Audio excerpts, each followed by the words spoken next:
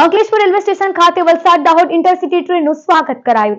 Ankleshwar railway station ખાતે નવી શરૂ કરાયેલી વલસાડ દાહોદ એક્સપ્રેસ ટ્રેનનું શહેર ભાજપ અને પાલિકા પ્રમુખ સહિત રેલવેના અધિકારીઓ અને કર્મચારીઓએ સ્વાગત કર્યું હતું. સાથે જ ટ્રેનમાં સવાર મુસાફરોને શરબતનું વિતરણ કર્યું હતું.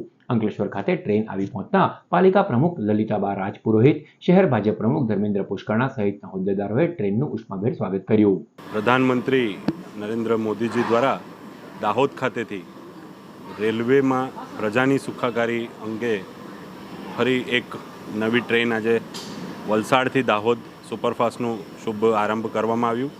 જે ટ્રેનનું આજે 2:30 વાગે અંકલેશ્વર સ્ટેશન પર આગમન થતાં અંકલેશ્વર શહેર ભારતીય જનતા પાર્ટી દ્વારા સ્વાગત કરવામાં આવ્યું રેલવેનો સ્ટાફ સાથે રાખીને.